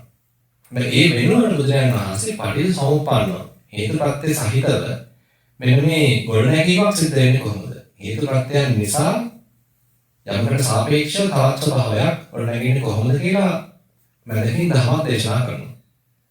ඒක අවිද්‍යාව සහගතව හිත කටයුතු කරද්දී අවිද්‍යාවේ බලපෑමකට හිත ලක් වෙද්දී හිත පෙළඹෙනවා සංස්කරණ කරන්න. ඒ හරහා අපේ විඥානය නාම රූපයක පැටලෙලා හිත ඇතුලේ විවිධ සංඥා පහළ වෙලා විවිධාකාර රූප අභිරූපණ සිද්ධ වෙලා නැත්නම් විවිධාකාර ප්‍රතිබිම්බ හිත ඇතුලේ මැවිලා ඒකට අපි පුජ්‍යලය ඈදගෙන ඒකට පුජ්‍යලයෙන් ආරෝපණය කරගෙන ඒකට වස්තුව ආරෝපණය කරගෙන ඒකට අපි මුලා වෙලා ඒ තුලින් අපිට ආසාවන් කැමැති ඒවා ඔක්කොම ඉතින් ඇති කරගෙන ඊට පස්සේ ඒක තව තව වර්ධනය වෙනවා. මේවා දැන් සලආයතන දක්වා ක්‍රියාත්මක කරලා සලආයතනින් ස්පර්ශ ඇති වෙලා ඊපස්සේ ඒ ඇති වෙන ස්පර්ශ නිසා වේදනාව පහළ වෙලා ඒ වේදනාවන්ට ආසාවන් ඇති වෙලා ඊපස්සේ ඒවා උපාදාන වෙලා ඔන්න මම හදාගෙන පුදුලව හදාගෙන පටලවාගෙන ප්‍රපංච කරගෙන සම්පූර්ණ පටලවිලා සිද්ධ වෙනවා. හැබැයි යම් වෙලාවක අපේ හිතේ හොඳ ප්‍රඥාවක් වැඩ කරන වෙලාවක ඒ අවිද්‍යාව අපිට මදකට හෝ අක්‍රිය වෙනවා. අවිද්‍යාව වෙනුවට දැන් විද්‍යාව පහළ නුවණක් වැඩ කරනවා. නුවණ සහිත හිත සංස්කරණ අඩු හිතක්. අපි හිතනවා නේද? නුවණ සහිත හිත කියන්නේ කොහොම සංස්කරණ අඩු හිතක්. කොහොම සාවධාන හිතක්. නිකන් ආත්මේ අඩියක් පස්සට ගත්ත හිතක්. මේක පටලැවිලි වල නෙමෙයි ඉන්නේ ආනිය පටලැවිලි ගත්ත වෙලා ඉන්නේ. දැන් හිතන්න අපි සැප වේදනාවක් කියන මට්ටමේදී අපි ඒ කතාව සැප වේදනාවක් පහළ වෙනකොට අපි ඒකට කැමැත්ත ඇති කරගෙන මමයි සැප විඳින්නේ කියාගෙන මට සැප ඕනේ කියාගෙන මට හිතත් සැප ඕනේ කියාගෙන ඒකම තමයි අපි පටලව ගන්නවා. සම්පූර්ණ මුලා වෙනවා. හැබැයි ඊට වඩා සැහෙන්න ගැඹුරක් තියෙනවා සැප වේදනාවක් පහළ වෙනවා. හැබැයි මේක හුදෙක් සැප වේදනාවක්. මේක හුදෙක් සැප වේදනාවක් වලපත් කරගෙන. ඒක අපි ඉන්න වෙනම තලයක ඒකට. ඒක අපේ අවධානය නැත්නම් අපේ අවබෝධය සහිතව තමයි අපි පහළ වෙන සැප වේදනාව දිහා බලන්නේ. මේක හුදෙක් සැප වේදනාවක් බවට පත් වෙනවා. අපි කතා කරන්නේ ඩිසෙන්ටරින් කියලා නේද? මේක අස්සේ කියලා පටලවගෙන නැහැ. මේකෙන් යම් පමණක පරතරයක් සහිතව තමයි අපි සැප වේදනාව දිහා බලන්නේ. ඕකම අපි හිතට දාගත්තොත් හිතේ සිතුවිලි පහළ වෙනකොට අපි නිකන් ඒකේ ගොදුරු බවට පත් වෙලා වහල්ලු බවට පත් වෙලා ඒ සිතුවිලි ඔස්සේ ක්‍රියාත්මක වීම තමයි සාමාන්‍ය සිද්ධ වෙන්නේ. මේ හුදෙක් සිතුවිලි කියලා තියෙන තැන අපි ඉන්නේ නැහැ. හැබැයි අපි විපස්සනා කරන්න චිත්තානුපස්සනාව කරන්න වඩන්න අපි තුළ හැකියාවක් පහළ වෙන්න ඕනේ. මේ හිතේ සිතුවිලි පහළ වෙනවා. හැබැයි මම හිතනවා නෙමෙයි. හිතේ මේ සිතුවිලි පහළ වෙනවා. නේද? හිතේ සිතුවිලි පහළ වෙනවා. දැන් රාගසිතක් ඇති වෙලා. දේශසිතක් ඇති වෙලා. මෝහසිතක් ඇති වෙලා. අතීතය හා සම්බන්ධ සිතුවිල්ලක් පහළ වෙලා. අනාගතය හා සම්බන්ධ සිතුවිල්ලක් පහළ වෙලා. හැබැයි ඒතර අපි ඉන්නේ වෙනම තලයක. නේද? ඒතර දැනුවත් බව නැමැති තලයේ පිහිලාගෙන ඒ දැනුවත් භවයේ පහළ වෙන මෙන්න මේ සිතුවිලි. විටින්කට පහළ වෙන සිතුවිලි යන සිතුවිලි වශයෙන් දකිනවා. නේද? දැන් ඒක තවත් කෙනෙකුට තමයි අපි සතිපට්ඨානයේදී පුදුජයන් වහන්සේ පෙන්නන දැන් මේ මට්ටමේදී එයාට කොයි જાති සිතුවිල්ලක් විතරයි. කුසල සිතුවිල්ලක් විතරයි. අකුසල සිතුවිල්ලක් විතරයි. ආයි කුසල වලට වැඩි ලකුණු දෙලා අකුසල වලට ලකුණු කපන එකක් නෑ දැන්. නේද? කොයි එකක් සිතුවිල්ලක් තමයි. කොයි එකක් කුසක්. නේද? ඒක මොකක්වත් නෑ. අතේ හරයක් නෑ. ඉතින් අකුසල් සිතුවිලි වල කොහොමද දෙන්නන්න දෙයක් නෑ. කුසල් සිතුවිලි වලට අර දැන් ඉස්සර වගේ ලොකු වටනවා මේ වට්ටමින් දෙන්නේ නැහැ. මොකද මෙතෙන්දී නිකන් මේවා හුදු සංකත දේවල් විතරයි. සකස් වෙච්ච දේවල් විතරයි. පරිසම්පන්න සවයන් විතරයි. මේ ඊට වඩා වෙනත් තලයක තමයි දැන් යා රැඳෙන්න උත්සාහන්තේ. අන්නේ තලය තමයි දැන් අපි මේ කතා කරන්නේ. මේ ඉන්ද්‍රිය භාවනා සූත්‍රයේ ඒතං සන්තං ඒතං පණීතං නැද්දම් උපේක්ඛා. ඒක ශාන්තයි. ඒක ප්‍රණීතයි. උපේක්ෂා සහගතයි. පටලවිලක් නැහැ. බාරක් නැහැ. සරලයි. කියන ඔයගේ තලයක් තමයි මේ පේන්නේ. දැන් ඒතකොට මේකෙදි තවත් ප්‍රශ්නයක් ඇති වෙනවා. ඒකත් ටිකක් සාකච්ඡා කරන්න වටිනවා. දැන් අපි විපස්සනාට බලව කතා කරනකොට දැන් මේ කුසල අකුසල ඔක්කොම එක මල්ලේ දාලා එක නේද? ඒකට අරන් කතා කරනකොට කෙනෙකුට හිතෙනවා දැන් બોලේ. එහෙනම් කුසල දුක් කරන්නේ නැද්ද? අකුසල කරාට කමක් නැද්ද? එහෙනම් කෙනෙකුට හිතෙන්න පුළුවන්. ඒකත් ඉතින් එකකින් අපි සාකච්ඡා කරන එක වටිනවා. එහෙනම් අපි කුසල සිතකට ලක් වෙලා කුසල් සිතක් අපි හොඳයි කියලා පුජ්‍යල භාවයක් තනාගෙන මම සත්පුරුෂයෙක් කියන හැඟීම සහිතව අපි කුසලයක් කිරීම තුළ කර්ම රැස් වෙනවා. ඒ වගේම අකුසල් සිතකට අපි නතු වෙලා අවිද්‍යාව සහිතව පුජ්‍යල භාවයක් සහිතව අපි අකුසලයේ ක්‍රියාත්මක කරද්දී ආයෙත් අකුසල කර්ම රැස් වෙනවා. අපිට තමයි කියන්නේ. ඒ නිසා අපි සිද්ධාන්තයේ වශයෙන් මේවා එක මල්ලේ දාලා කතා කරාට මොකද අපි ක්‍රියාවක් කරද්දී ඒවා අපිට ඒකේ ප්‍රතිපාද භුක්ති විඳින්න සිද්ධ වෙනවා. ඒ නිසා අපි මේ දෙපැත්තම හරි පැහැදිලිව තේරුම් ගන්න එක හොඳයි. කියන්නේ නැත්නම් මට තාම තේරෙන්නේ නැහැ. අකුසල් සිතක් පහළ වුණාම අකුසල් සිතක් වශයෙන් තේරුම් ගන්න මීට එක හිතින් අයින් කළා මේ මට්ටමේ ඉන්න. මම මොකද කරන්නේ අකුසලයෙන් ලක් වෙලා අකුසලේ ක්‍රියාත්මක කරනවා. අකුසල් සිද්ධ වෙනවා. කර්ම රැස් වෙනවා. අනිත් පැත්තෙන් කුසල් සිතක් පහළනවා මේකත් හුදෙක් කුසල් සිතක් කියලා ඒක අයින් කළා ආයෙ මැදට එන්න මට තේරෙන්නේ නැහැ. මම කුසලේ කරනවා. ඒ නිසා කුසල් රැස් වෙනවා. හැබැයි ඒක නම් මේ කියන්න බෑ පාඩුවක් වෙනවා කියලා. ඒ නිසා මෙතන කර්ම රැස්වීමේ පදනම නිෂේධ කිරීමක් කරන්න බෑ. මොකද කර්ම රැස් වෙන මට්ටමේ අපි ක්‍රියාත්මක වෙන්න පුළුවන්. අපි රහත් වෙනකම් නේද? රහතන් වහන්සේ විතරයි කියන්නේ තනිකරම ක්‍රියාසිතය පහළ වෙන්නේ කියලා. මේ උන්වහන්සේ කොච්චර උත්කෘෂ්ඨ මට්ටමේ කුසලයක් කරා ඒ හරහා කර්ම රැස් වෙන්නේ නැහැ කියනවා. ඒතර රහතන් වහන්සේ අකුසල කරන්නේ නැද්ද? රහතන් වහන්සේ අකුසල වෙන්න විදිහක් නැහැ. මොකද අකුසල මූල ඔක්කොම මුලින්ම ලබලා තියෙන්නේ. ඒ නිසා ඒතර ප්‍රශ්නයක් ඉන්නත් බෑ නේද? අකුසල මූල පෙන්වනවා නේද? රාග මේ මොකද ලෝභ අකුසල මූලය, ද්වේෂ අකුසල මූලය, මෝහ අකුසල මූලයනේ. උන්වහන්සේ පරිපූර්ණ වශයෙන් නිවන සාක්ෂාත් කිරීම තුළ රාගක්කේ, දෝසක්කේ, මෝහක්කේ වෙලා තියෙනවා. නේද? සම්පූර්ණයෙන්ම රාගේ මුලින් පුරා දමලා, සම්පූර්ණයෙන්ම ද්වේෂයේ මුලින් පුරා දමලා, සම්පූර්ණයෙන්ම මෝහයේ මුලින් පුරා දමලා. එහෙමනම් උන්වහන්සේ තුලින් නැවතත් අකුසල වෙන්න තියෙන හැකියාවක් නැහැ. ඒ නිසා උන්වහන්සේට පවරක් ඉතින් අපිට ප්‍රශ්නයක් නැහැ කියලා කියන්න පුළුවන්. ඉන් මෙහා ඔක්කොගෙම අපේ හිතවල යම් තාක් දුරකට රාග ද්වේෂ මෝහ බලපවත්වන නිසා යම් යම් වෙලාවලදී පැටලිලා යම් යම් මට්ටමක අකුසල සිද්ධ වෙන්න පුළුවන්. හැබැයි ඉතින් හොඳේ තියෙන්නේ දැන් සෝතාපන්න මට්ටමේදී පෙන්නලා දෙන්නේ අකුසල සිද්ධ වුණත් අපාගත වෙන මට්ටමේ බරපතල අකුසල සිද්ධ වෙන්න බෑ. එතෙන්ට අභවයයි කියලා කියනවා. නේද? නැවත අපාගත වෙන්න පුළුවන් තරම් බරපතල අකුසල වෙන්න තරම් හිත තුළ බලපවත්වන රාග ද්වේෂ මෝහ බලවත් නැහැ. ඊළඟට සතරාගාමී මට්ටමේදී එකම එක වාරයයි මෙතෙන්ට එන්න පුළුවන්. කාම භවයකට එන්න පුළුවන්. කාම භවයකට ඊට වඩා වැඩි වාරයක් එන්න තරම් රාග ද්වේෂ මොහ බලවත් නැහැ. දුර්වලයි. එන්නේ දුර්වලයි. ඊළඟට අනාගාමී වෙද්දී නැවත කාම භවයට නොඑන්න තරම් මේ රාග ද්වේෂ මොහ දුර්වල වෙනවා. ෂේ වෙනවා. නේද? ඔය මටත් අපි තේරුම් ගන්න කොහොමද? ඒකට අපේ පැහැදිලි චිත්‍රෙ මෙන්න මේකයි වෙන්නේ. එතකොට රාග ද්වේෂ මොහ වල අනුකත්වයක්, අනුක වීමක්, අඩු වීමක්, ෂේ වීමක්, වෙවි තමයි නම් ඉදිරියට අපේ යාමක් සිද්ධ වෙන්නේ.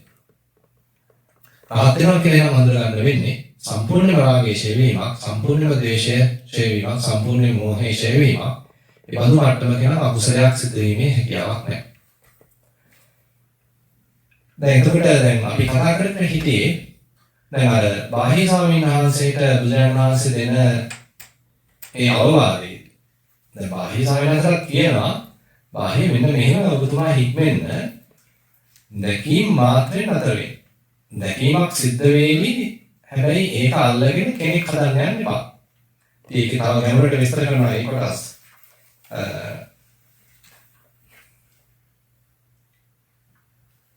යතෝකෝ තේ බාහිය දිත්තේ දිත්තමත්තං භවිස්සති සුතේ සුතමත්තං භවිස්සති මුතේ මුතමත්තං භවිස්සති විඤ්ඤාතේ විඤ්ඤාතමත්තං භවිස්සති තතෝ තම් බාහිය නතේන යතෝ තම් බාහිය නතේන තතෝ තම් බාහිය නතත් යතෝ තම් බාහිය නතත් තතෝ තම් බාහිය නේව ඉද නහුරං නඋබේ මන්තරේන. ඒ කියන්නේ අර පුජ්‍යල භාවයක් තනා ගැනීම, වස්තුත්වයක් තනා ගැනීම මේ දෙකක්ම වෙන්න බෑ. ඒ කියන්නේ අපි දැකීම් මාත්‍රයෙන් අතර වෙනකොට හුදු දැකීමක් විතරක් නම් සිද්ධ වෙන්නේ. දැකීම් ක්‍රියාවක් නම් විතරක් සිද්ධ වෙන්නේ. මම දැක්කා කියන තැනට එන්න බෑ. මම දකින්නවා කියන එකක් සිද්ධ වෙන්න බෑ. අනිත් පැත්තෙන් අහවලා දකින්නේ, අම්මව දකින්නේ, දරුවව දකින්නේ, පුතාව දකින්නේ කියන එළියේ පැත්තේ පුජ්‍යයක් ඇති වෙන්න බෑ. එහෙම නැත්නම් කාර් එක දකින්නේ, බස් එක දකින්නේ කියලා එතනත් වස්තුත්වයෙන් ගැනීමක් වෙන්නත් බෑ. නේද? මෙන්න මේ දෙකම එහෙනම් වෙනුවට හුදු ක්‍රියාවක් සිද්ධ වෙනවා. දැනුවත් බවක් සහිතව යා වාසය කරනවා. ඒ හැර වස්තුත්වයෙන් සැලකීමක් මෙතන අපි සාමාන්‍ය ඉංග්‍රීසියෙන් සබ්ජෙක්ට් ඔබ්ජෙක්ට් ඩුවැලිටි එකක් එහෙමක් තියෙනවා. එතකොට මේ ද්වේතාවෙන් මිදිච්ච සත්පුජ්‍යල සංඥාවෙන් මිදිච්ච තත්ත්වයක තමයි දැන් යාට වාසය කරන්න වෙන්නේ. ඒ සෑහෙන ගැඹුරක් මෙතන තියෙනවා. ඇත්තටම කියනවා ඉතාම ගැඹුරක් මෙතන තියෙනවා. ඒ කියන්නේ අපි තුළ කුසලතාවයන් ගොඩනගන්න වෙනවා. ප්‍රපංච නොකරන, මඤ්ඤණා නොකරන. දැන් ප්‍රපංච කියලා ගත්තාම මඤ්ඤණා වලත් එහා ප්‍රමට්ටමක් කියන්න පුළුවන්. ඒ කියන්නේ අපිට යම් කිසි තණ්හාවෙන් ආසාවකින් සිතේලා පහළ වුණාම අපි ඒක ඔස්සේ ගොඩනගමින් කල්පනා කරමින් පටලෝගෙන යනවා. ඔයගොල්ලන්ට ආවන් ගොතනවා. ඊට පස්සේ අපිට නවත්ත ගන්නත් බෑ ඒක. අනිකර අපි අහු වෙලා තියෙනවා. ඉතින් ඊට වඩා සරලයි විතර්කයක් කියන්නේ අපි කාම විතර්කයක් කියලා ගමු. කාම විතර්කයක් පහළ ආසාවක් පහළ. ඉතින් ඒකත් ඔන්න පැටලවිලා නැත්නම් හැබැයි අච්චර දුර ගියේ නැත්තම් නේද?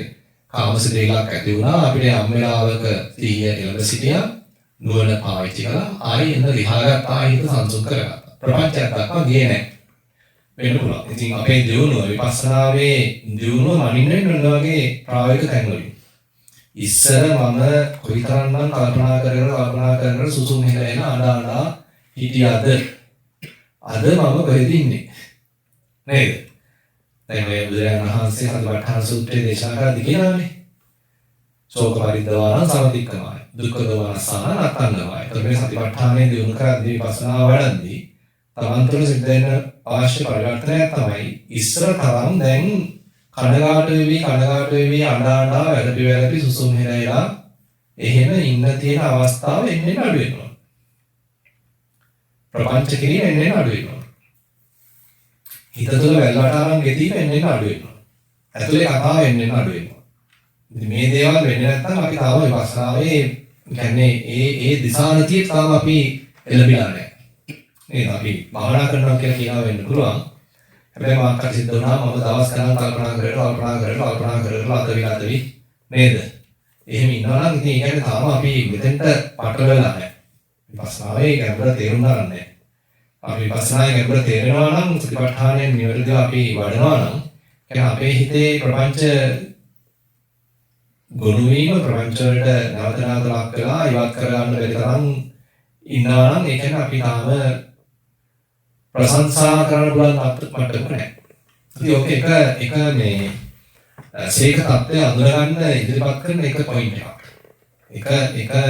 එක නිර්ණායකයක් කියන්න පුළුවන්. අපි අද දවල්ේ කතා කළා දැන් සීක කුජලේද තමන් කියලා අඳුරගන්න බුදුරජාණන් වහන්සේ නිර්ණායක හතක් දීලා තියෙනවා. මේ මජ්ක්‍ධිම නිකායේ කොසම්පි සූත්‍රය. ඒක එක නිර්ණායකයක් තමයි දැන් මොන්නේ රාග පරිවිට්ඨිත චේතස, දෝෂ පරිවිට්ඨිත චේතස. ඒ කියන්නේ අපේ හිතවල රාගයක් පහළ වුණාම ඒ රාගෙම දැවි ඉන්නවා ගලව ගන්න බෑ. ද්වේෂයක් පහළලා ද්වේෂෙන් දැවි ඉන්නවා ගලව ගන්න බෑ. ඒ කියන්නේ සීක නෙමෙයි. හැබැයි සීක නම් බුදුහාමුදුරුවෝ මෙන්න මේ පරිඋත්ථාන කේස් දැක්කට පස්සේ පහසුවෙන් නිකන් ගලව ගන්න පුළුවන් වෙනවා. ඒ කියන්නේ තමන්ට හොරා තමන් නිකන් වහල් භාවයටපත් වෙලා මේ පරිඋත්ථාන කෙලෙස් වලට ලක් වෙලා දිගින් අපි මේ කියන්නේ රාගේ පහළ වෙලා ඒක ක්‍රියාත්මක භාවයට යනවා නෙමෙයි මේ කතා කරන්නේ. ද්වේෂය පහළලා ද්වේෂي ක්‍රියාත්මක කිරීම ගැන නෙමෙයි මේ කතා කරන්නේ. පරිඋත්ථාන මට්ටම. නේද? දැන් කෙලෙස් වල මට්ටම් තුනක් පෙන්නන්නේ. අනුසය පරිඋත්ථාන විතික්‍රම කියලා. ඒතර විතික්‍රම මට්ටම නෙමෙයි. මේ කතා කරන්නේ පරිඋත්ථාන මට්ටම. යාගේ සීලය තියෙනවා. සීලය තියෙන්න පුළුවන්.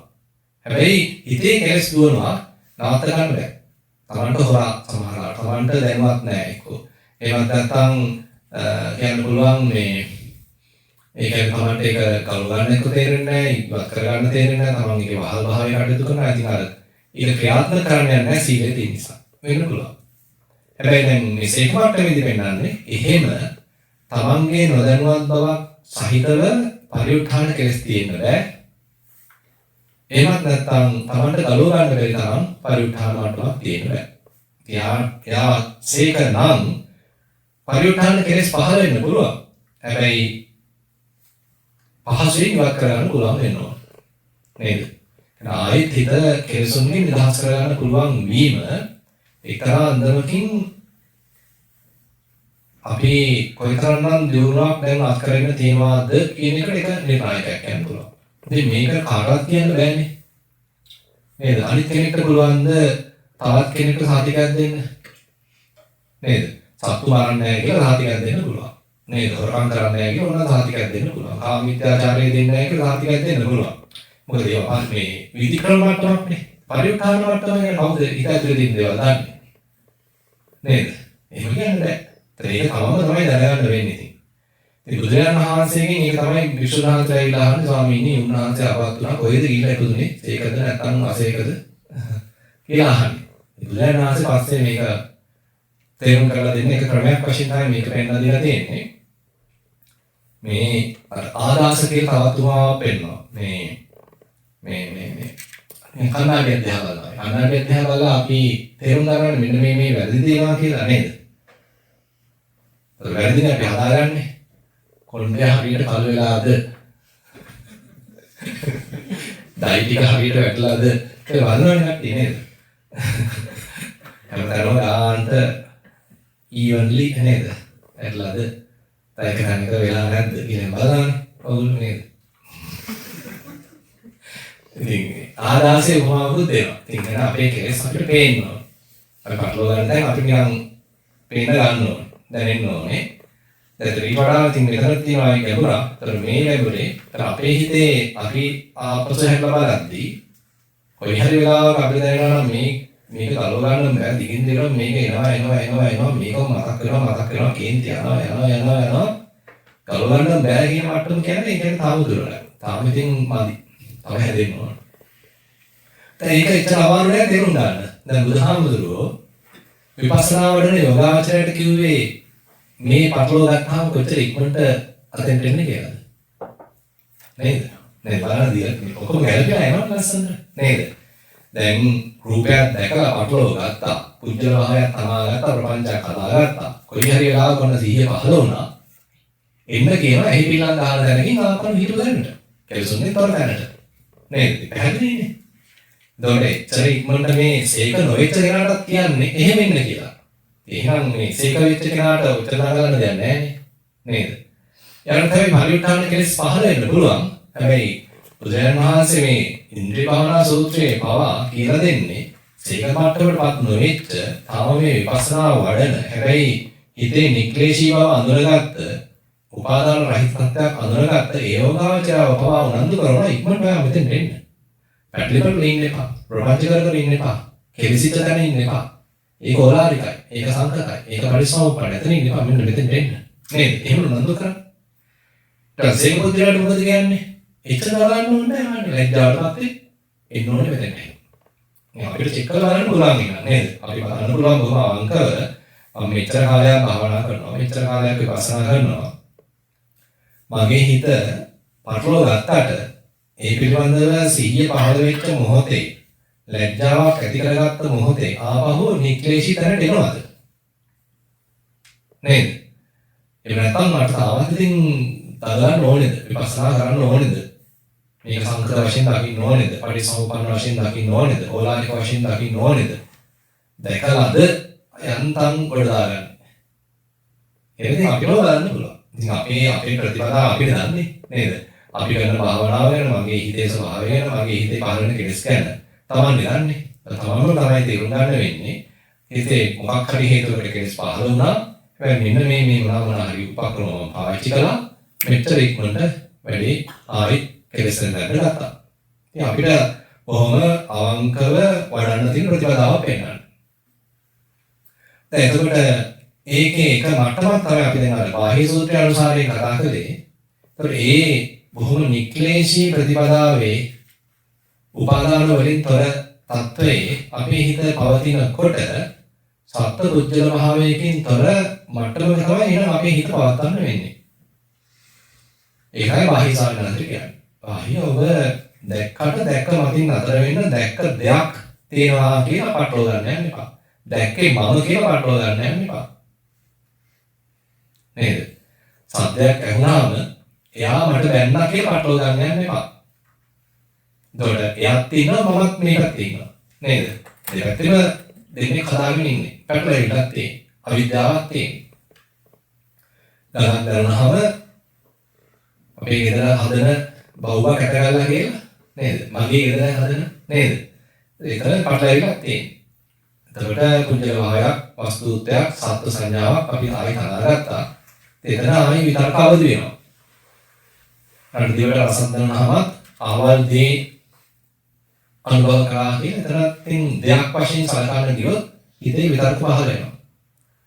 මොකද අපි හුඟක් වෙලාවට අනිත් පැත්තට කියන්න පුළුවන් සිතුවිලි පහළ වෙන්නෙම දෙයක් තරාගෙන. නේද?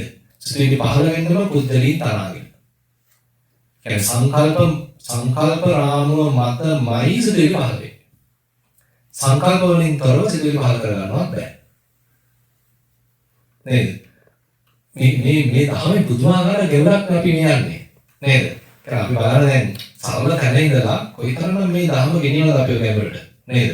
ප්‍රපංච සම්මනේ කරගෙන විතරක සම්මනේ කරගෙන හිත සායලු කරගෙන හිත සරල කරගෙන නිෂ්ක්ලේශී කරගෙන ඔන්න එනවා තැනකට හිතවිල්ල පහළ කරගන්න නම් සංකල්ප අවශ්‍යයි. හිතවිලි පහළ වෙන්නේ පුද්ගලයේ කරුණු කරගෙන. හිතවිල්ල පහළ වෙන්නේ වස්තුවක් කරුණු කරගෙන. එතනම තියෙන මුලාවක්. නේද? එතකොට අපි ඒ මට්ටමින් ඉවත් වෙලා අපි කටයුතු කරනවා නම් පුද්ගලය අපිට හම් වෙන්න බෑ, වස්තු හම් වෙන්න බෑ. ඒ වෙනුවට කොහොම ශුන්‍ය සාවය තමයි මේක පවත්න්නේ වෙනත් විදිහට කියනවා. ඒකයි බුදුරජාණන් වහන්සේ මොග්ගරාජ කියන මානවකයාට දේශනා කරන්නේ. ඉතින් මොග්ගරාජ අහනවා. දැන් මොග්ගරාජ කියන්නේ තාම ප්‍රඥාවන්ත තැනැත්තෙක්. මේ පිටුන අහලා ඇති සුත්ත නිපාතේ පාරායන වගේ අර තාපසවරයෙක් ඉන්නේ කවුද? බාවාලි තාපසතුමා කියන්නේ අවුරුදු 120ක් වයස ඇති අතිශය ප්‍රඥාවන්ත තැනැත්තෙක්. ඒ ප්‍රඥාවන්ත තැනැත්තාට පොඩි ඇවැද්දයක් වෙලා ඒ එබැවින් නිදහස් වීමේ මාර්ගයක් එයාට උදව් කරන දෙව්දුවක් තමයි කියන්නේ. ඔබතුමා බය වෙන්න එපා.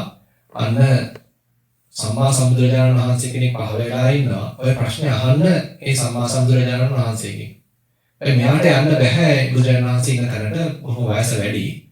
එයාගාව ඉන්නවා ප්‍රඥාවන්ත ධ්‍යානලාභී තවත් ගෝල බ්‍රාහ්මණයෝ 16 දෙනෙක්. ඒ 16 දෙනාම යවනවා බුදුරජාණන් වහන්සේ හම්බෙන්නේ. ඒ 16 දෙනා අහන ප්‍රශ්න ඉහළ මට්ටමේ ප්‍රශ්න අහන්නේ හිතේ. බුදුරජාණන් වහන්සේ උත්තර දෙන්නේ වචනේ. එතකොට හරි සුන්දරයි මේක කියන්නේ. දැන් බුදුරජාණන් වහන්සේ සැබෑ බුදු කෙනෙක් එක අඳුරගන්නත් උගන්වනවා.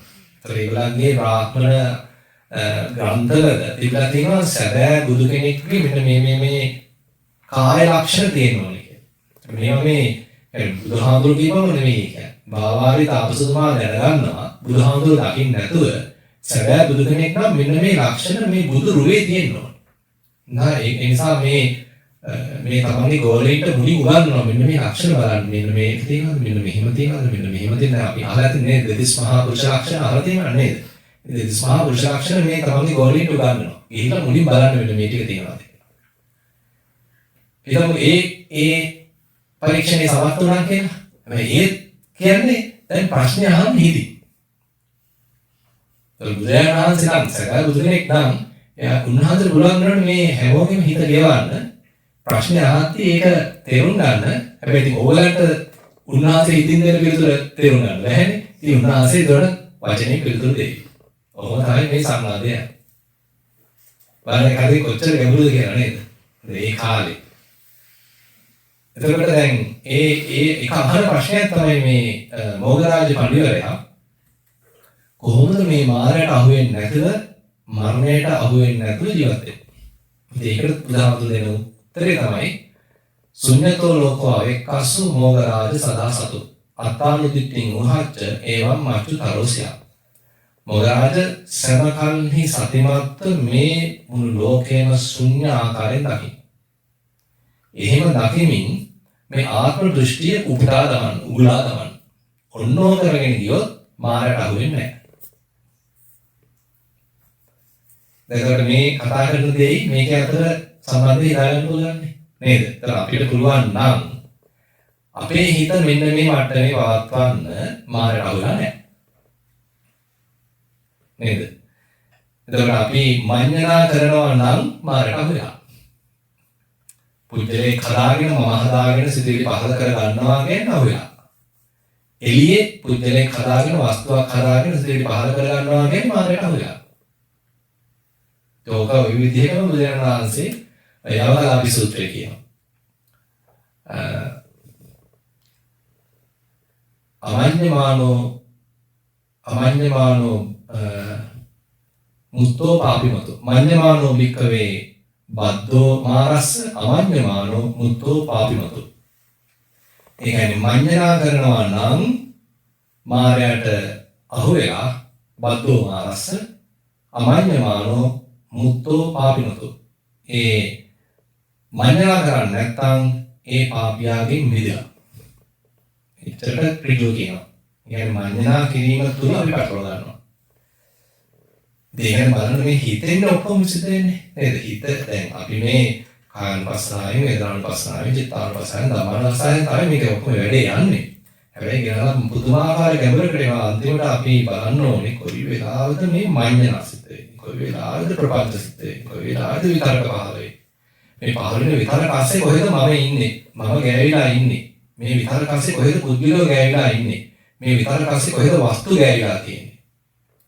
හැමතැනම මුලාවක් තියෙනවා. හැමතැනම මායя අහුලා තියෙනවා. මායයට අහුලා තියෙනවා. ඒකට මේ ගමන එන්නේ සූක්ෂම වීමක් තියෙනවා. මුලදී අපිට ඔක බෑ නේද? මුලදී වස්තු ගෑවිච්ච නිසා, පුජ්‍යලෝ ගෑවිච්ච නිසා තමයි ආයි ප්‍රපංච කරගෙන මනාප අමනාප ඔක්කොම පහළ වුනේ. නේද? පටලෝ ගත්තේ. ඒක තමයි ආයි නුවණ පහළ කරගෙන ආයි දකින්න මේක සංකත වශයෙන් ආයි දකින්න ඕලාරික වශයෙන් නේද? ආයි පසන වඩන්න කියලා කියන්නේ. ආයි පස්සනවට ආයි කොට දාගන්න ආයි බේර ගන්න. පස්සේ ඉතින් ඕක දිනු කරගෙන යද්දී හිතන්න අපිට යන කාලය අඩු වෙනවා. හිතන්න අද අපි විපස්සනාවක් වැඩුවා, හිත නිදහස් කරගත්තා. ඊට පස්සේ අපි එළියට බහැලා යනකොට ඔන්න පටලව ගත්තා. පටලව ගත්තා පස්සේ ආයෙත් ඔන්න දඟලලා නිදහස් කරගත්තා. අපි කො විනාඩි 10ක් ගියා කියලා. නේද? වෙන පුළුවන් විනාඩි 10ක් ගියා අන්තම් ප්‍රපංචින් ගොඩලා. ආයෙත් ඔන්න හිත නිශ්ශබ්ද කරගත්තා. විනාඩි 10ක් ගියා. හැබැයි ඉතින් අපි කාලයක් කරද්දී මේ විනාඩි 10 9ට අඩු වෙන්න ඕනේ නේ. නේද? එතන දියුණුව කියන්නේ නේද? 10 9ට අඩු වෙන්න ඕනේ. 9 8ට අඩු වෙන්න ඕනේ. 8 7ට අඩු වෙන්න ඕනේ. 7 6ට අඩු වෙන්න ඕනේ. මේ පොඩ අඩු වෙවි යනවා. අනිත් එක තමයි මෙහෙම කියන්නත් පුළුවන්. හිතන්න අපිට දැන් සරල දේවල් වෙන්න දැන් ඉතින් ගොඩ දාගන්න පුළුවන්. හිතන්න දැන් ඔන්න අපි සක්මනේ හිටියා. සක්මනේ ඉඳද්දී ඔන්න කවුරු හරි නිකන් කැස්සක්. හැබැයි ඉස්සර තරම් බනින්න යන්නේ නැහැ, ගන්න යන්නේ නැහැ. ඉතින් කැස්ස ඉතින් ඔය සද්දයක් විතරයි. අන්තම් පහසුවෙන් ගොඩ දාගන්න පුළුවන්. නේද? ලොකු පැටලවිලා නැහැ. හැබැයි අපි සක්මනේ හිටිය කවුරු හරි ඉල්ල ගන්නා. එතකොට පුළුවන් කැස්සක් වගේමද බැනීමක් නෑ නේ. ඒකට වෙනසක්. ඒකට ධ්‍යාන යම්සි වෙනසක්. ටිකක් වෙලා යන්න ඉඩ තියෙනවා. එතෙන්දී ආයෙත් මනස හදාගන්න. ආයෙත් අපක් කරගන්න. ඒතර අපිට ලැබෙන ඒ අත්දැකීමේ නැත්නම් අපිට ලැබෙන ඒ උත්තේජනේ ප්‍රමාණය මත ඒ උත්තේජනයේ ස්වභාවය මත අපි කොයිතරම්නම් පටව ගනීද කියන එක තීරණය වෙවි නේද? අපිට කොහොම එක මට්ටමින් කතා කරන්න බෑ. හැම උත්තේජනයක්ම කියන්න බෑ. ඇතැම් උත්තේජන බොහොම සරලයි, සැහැල්ලුයි, ඒත් අමාරුවක් නෑ. ඉක්මනට හදා ගන්න පුළුවන්. හැබැයි ඇතැම් දේවල් ඊට වඩා පෙනිට්‍රේට් කරනවා. ඊට වඩා ගැඹුරට යනවා. අපි ඒක අස්සර බැහැ ගන්නවා. හිතන්න කවුරු හරි ප්‍රශංසාවක් කළා පටව ගන්න ඉඩ තියෙනවා. බැන්න පටව ගන්න ඉඩ තියෙනවා. කවුරු හරි නිකන් වෙනත් කෙනෙක්ගේ දෙයක් උපදූපයක් කිව්වා. අර දැන් පටව ගන්න නැතුව ඉන්න ඉඩ තියෙනවා. තමන්ට ඇවිල්ලා මොකක් හරි ප්‍රශංසාවක් කරාම එහෙම නැත්නම් බැනුමක් කරාම ආයෙ පුදුම භාවයක් හදාගෙන පටව ගන්න ඉඩ තියෙනවා. ඉතින් ඒ වගේ අපිට බලන්න සිද්ධ වෙනවා අපි කොයිතරම්නම් දැන් අර ටිකක් අමාරු මට්ටම් වල අරමුණු පටලව ගන්න තත්ත්වයක ඇවිල්ලා තියෙනවද කියලා. ඒ අනුවයි දිනුවම ඉන්න වෙන්නේ. නැත්නම් අපිට කිසි ප්‍රශ්නයක් නැති වෙලාවක දැන් රහත් වෙලා වගේ හිටියා කියලා රහත් කියන්න බෑ. නේද? අපි යමින් ගන්නොත් කතා කළා. දැන් බුදුරජාණන් වහන්සේ දෙන එක ක්‍රමයක් තමයි රහතන් වහන්සේගේ කඳුර ගන්න. බුදුරජාණන් වහන්සේ කියනවා නිකන් ඕකකින් ආවට ගියාට කරන්න බෑ. සෑහෙන කාලයක් ඇසුරු කරන්න ඕන. සෑහෙන කාලයක් තිස්සේ නුවණින් නිතර වාසය කරන්න ඕනේ මේ ඇසුරු කරන කෙනා. ඊට පස්සේ විශේෂයෙන් බලන්න ඕනේ ජීවිතේ බොහොම බරපතල අවදානම් තැන්වලදී උන්වහන්සේ කොහොමද කටයුතු කරන්නේ? ඒ අනුව තමයි කියන්න පුළුවන් ඇත්තටම යාගේ හිතේ දිනුවක් තියනවද කියලා. එනකොට නිකන් සාමාන්‍යයෙන් ඉතින් ඔය හිතන්න ඔක්කොම ටික අපි වාහනේ එළියට දැම්මා. වාහනේ එළියට යනකොට ඔක්කොම පාරේ ලොකු දෙයක් ඇත්තෙත් නැහැ. පාර හොඳට ක්ලියර්. ඊට පස්සේ සිග්නල් ලයිට් ටිකත් ඔක්කොම කොළ පාටම වැටලා තියෙනවා. ඉතින් හරි ඉක්මනට ගමන ගියා. ඒ කියන්නේ ඩ්‍රයිවිං හොඳට පුළුවන්ද? ඒක කියන්න බෑනේ නේද? ඒතර නියෝදිව හොඳම දක්ෂ රියදුරෙක් කියලා කියන්නේ මේ එහෙම එක්කෙනෙක් නෙවෙයි. එයාලා පුදුමාකාර මේ අවදානම් තැන්වලදී යන්තම් ඔක්කොම බේරගෙන නේද? අපි මේ බස් එකක් එවන රියදුර මහත්තයෙක් කෙනෙක් ගන්න. ඉතින් ඔයාලා පැත්තෙන් එනකොට මේ පැත්තෙන් එනකොට අවදානමක් එනකොට එතනින් බේරගත්තා නම් අන්න දක්ෂ රියදුරෙක් කියලා. ඒ වගේ තමයි. ඒ නිසා අපිට මේ සුළුවෙන් මේවා හඳුනාගත්ත පමණින් දැන් මගේ හිතේ කෙලෙස් නැහැ කියලා එකපාරට සෝතාපන්නේ. දැන් මගේ හිතේ කෙලෙස් නැහැ කියලා දැන් ඉතින් මම අනාගාමී කියලා එහෙම සාතික දෙන්න බෑ. ඒ නිසා අපි කලබල වෙන නරකයි. ඒ නිසා අපිට බඳු සාතික දී ගන්නත්. ඒකයි වෙන ආරාම සායනාංශල වැනි ශ්‍රේෂ්ඨ ස්වාමීන් වහන්සේලා දෙන අවවාදය. ඒවා සම්බන්ධයෙන් පුළුවන් තරම් ඉන්නකොට නේද? ඒවා සම්බන්ධයෙන් තමන්ව නිකන් අව탁සීරු කරගන්න. තව තියෙනවා වැඩ. තාම එතන නෑ මම. තව තියෙනවා වැඩ කරගෙන යන්න. ඒක පරිස්සම් සාගතයි වැඩි නේද? ඒක පරිස්සම්. ඊට වඩා අපි අර කලබල වෙලා එකපාරට ඔටුනු බලන ගන්න ගියොත් පැටල ගන්න පුළුවන්. ඊට වඩා හොඳයි තාම තින් වැඩි කරගෙන යනවා. මම දන්නේ නැහැ කොහොමද ඉන්නේ කියලා වැඩි නම් කරනවා. භාවනා නම් කරනවා. නේද? හැබැයි ඉතින් තමන් ඒ අතරේ බලන එක වටිනවා. අර කිව්වා වගේ කෙලස් පහළවනාව කොයිතරම්නම් ඉක්මනට මේක ඉවත් කරගන්න පුළුවන්ද? ප්‍රපංච වෙවි කාලයක් තිස්සේ තියෙනවාද? පරිඋත්ථාන කෙලස් දිගට තියනවද? වදදිදී තියෙනවද? එහෙම නැත්නම් දැන් සෑහෙන දුරට හිතේ නිරවුල් බවක් තියෙනවද? හිතේ පැහැදිලි ගතියක් තියෙනවද? සැහැල්ලු ගතියක් තියෙනවද? බර අඩු වීමක් තියෙනවද? ආතතියකින් තොරව ඉන්න පුළුවන්ද? ඔන්න වගේ නිර්ණායක හරහා අපේ හිතේ වැඩිම වර්ධනය සමහරවිට තේරුම් ගන්න පුළුවන්.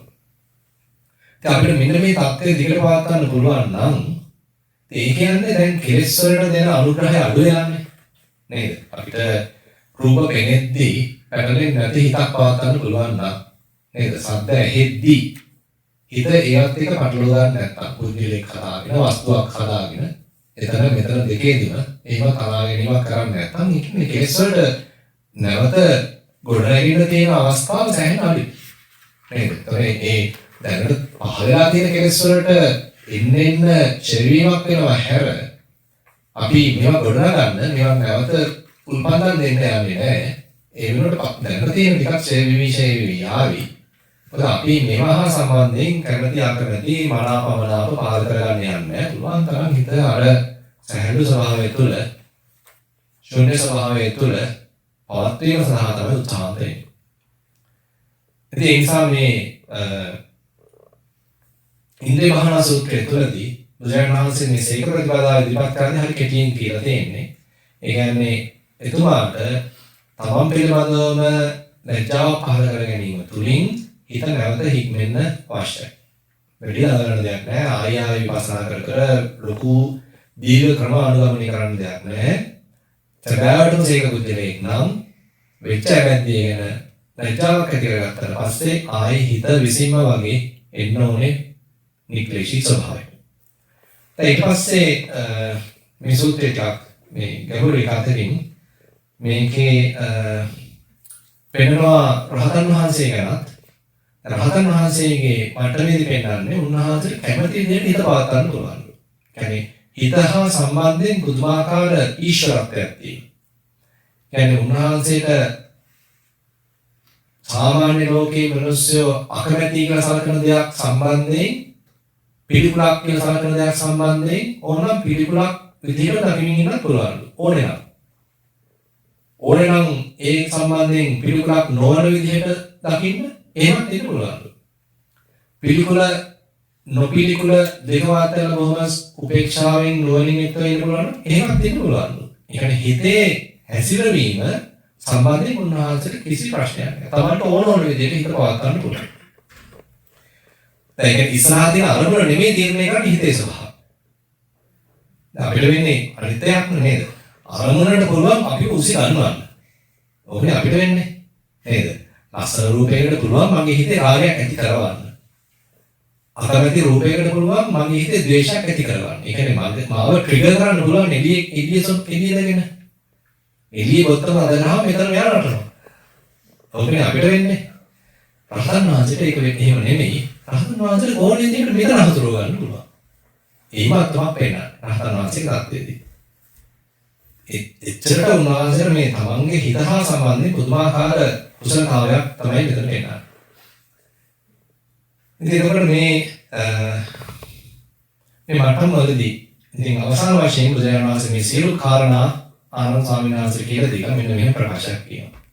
ඉතිකෝ ආනන්ද දේශිතා මයා අරියස්ස විනේ අනුත්තර ඉන්ද්‍රිය භාවනා. ආනන්ද මම දැන් මේ ආර්ය වූ විනේ අනුත්තර වූ ශ්‍රේෂ්ඨ වූ ඉන්ද්‍රිය භාවනාව දේශනා කරා. දේශිතෝ සේකෝ පාටිපදෝ මේ සේක පුද්ගලයාට තියෙන මේ සේක ප්‍රතිපදාවත් මම දේශනා කරා.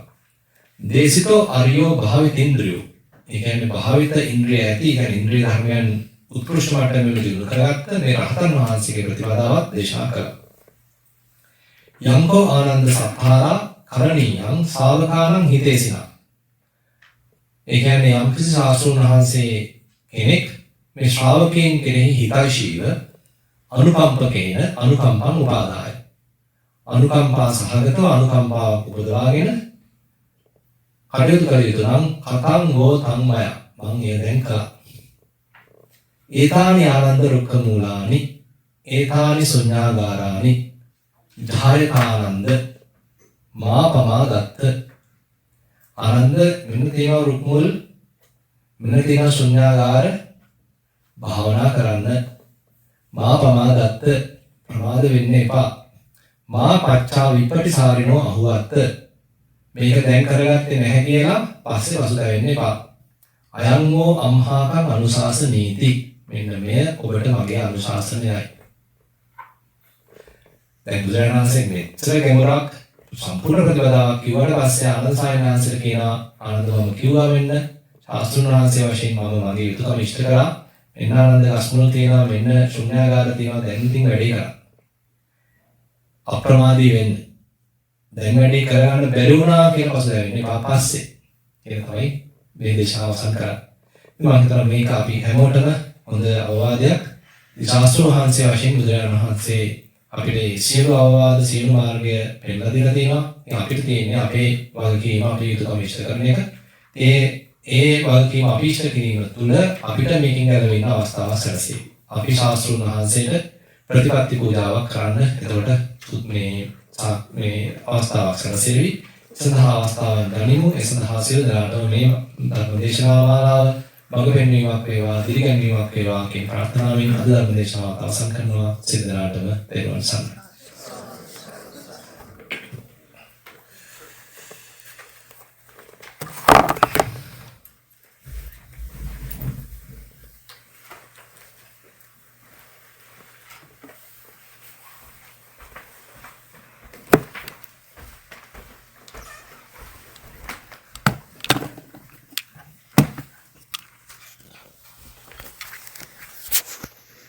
මහත්තයා මොනවා හරි කියනවා